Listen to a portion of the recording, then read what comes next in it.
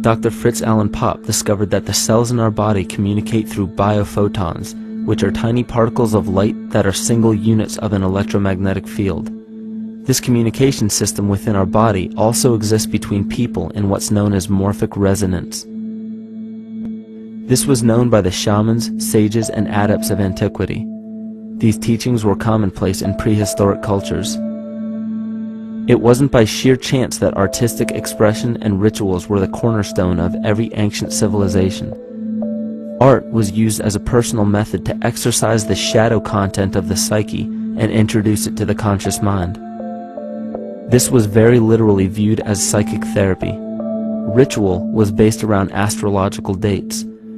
As we've learned, the study of the stars and planets reflect our own astropsychology. The shamans would perform rituals on astrological dates that would correlate with a circadian rhythm or a psychological cycle.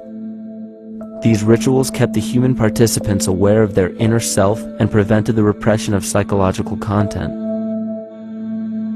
As long as people were facing their inner demons and accepting them as their own, they were not collectively projecting them into the physical world.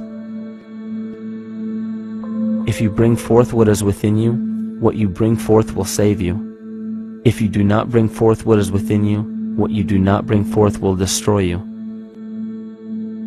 The progeny of our psychological disease began growing rapidly after a series of catastrophes forced the collective into a somatic state of fight or flight.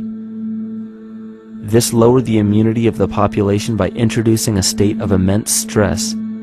Our body becomes more susceptible to illness under stress. In this manner, humanity fell ill when entire bodies of land were swallowed up by the floodwaters. This uprooted many tribes, chiefdoms, and civilizations from their homes, and their ritual practices that were used as a conduit for psychic wellness were put on hold in order to survive the catastrophe and seek new homes. The shamans were spread to many new areas of the world. This information has been suppressed. We are made to believe that advanced civilizations such as ancient Egypt and the Mayans of Mesoamerica came about with no prior rudimentary remnants or evidence of evolving intellectual artifacts to bring them to their peak. We are meant to believe that their incredible knowledge of mathematics, astrology, agriculture, economy, polity, and architecture came out of nowhere. This leads many researchers today to the understanding that the origins of these civilizations have been suppressed. Not surprisingly, the force that has guided the suppression of this knowledge comes from the exact bloodline of the political and religious leaders stated previously. These are some of the notable book burnings and suppression of important texts in our history.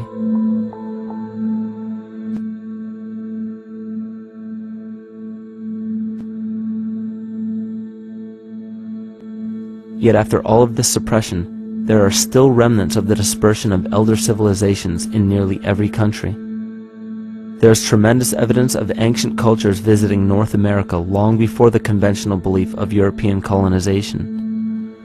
Barry Fell states in his book America BC, there are ancient inscriptions now being reported from nearly all parts of the United States, Canada, and Latin America, written in various European and Mediterranean languages in alphabets that date from 2,500 years ago. William Commonus Beaumont wrote, "The Toltec and Maya civilizations never originated on American soil, but appeared there full-blown, with a well-defined art and system of hieroglyphic writing which possesses affinities with Egyptian." It is found that there are thousands of prehistoric sites across New England and several other northern states showing inscriptions, carvings, and mounds created by Druidic mariners as far back as 800 BC.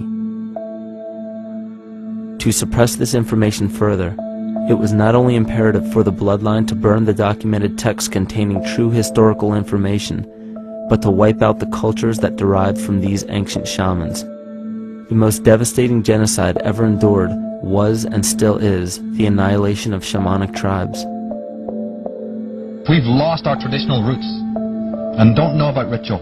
The dragon dances and the ghost dances of the Native American Indians, what do you think that was all about? All the shamans of the world, when they do their rituals, they're doing that. Their work, harmonically through dances, is to strengthen the immune system of the earth. You know, but they've been all murdered.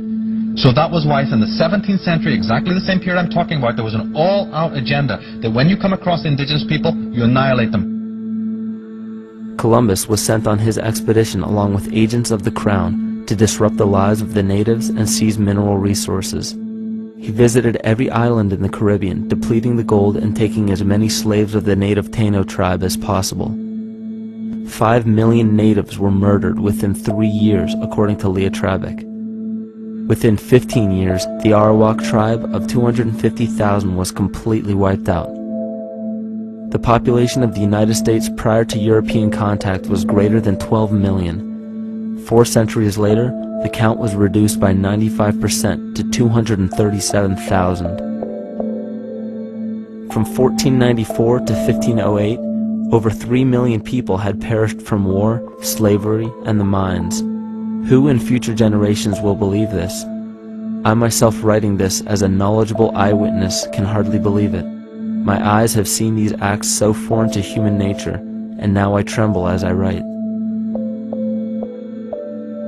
Another agent of the false ego bloodline was Hernando Cortez, who decimated the Aztec tribe and plundered their mineral resources. This again was the case through Cortez's second cousin, Francisco Pizarro, who conquered the Incan Empire in Peru. These atrocities are seen throughout Africa, New Zealand, New Guinea, East Timor, and are still seen today in Canada. This was a deliberate attempt to bury any surviving remnants of the ancient world and our true history. It is a naive mistake, however, to categorize and blame everything and everyone involved with politics or religion for this suppression of knowledge. It is only natural for people to crave spiritual understanding when there are so many manufactured missing links and perversions in the spiritual text today. And due to this void of spiritual wisdom, honest and moral people who are simply trying to understand their place in this world become the prime consumer market for those who wish to exploit this vulnerability. The ego is something that is it's insecure. It's something that is in need of control. The ego actually is an inferior thing, but it's trying to act like it is something that is superior. Hence this schism occurs between the ego and between the unconscious or the self. There's a kind of a messiah complex at work here as well, I feel, that we project the savior type ideal on someone, and we expect them to save us, and we're not willing ourselves to kind of deal with this and get to the root of why we perhaps feel insecure, or why we feel we don't have enough power to run our own lives, basically. If we look at the New Age movement, for instance, which is another kind of trap in all of this, where people might end up, actually, they're looking for something so bad that they're taking all these things that are handed to us or to them, but it's not really based on any real understanding. It's still kind of coming from a religious type of perspective. People are genuinely seeking something new. They're genuinely seeking a new type of spirituality, or to better themselves, or to change something, but this is being hijacked. And what they actually do is that they lead you into another type of group mentality, or a new age religion, whatever it is, and people still are not able to kind of really break free from that and follow their own journey or their own path, which I think is very important in all of this.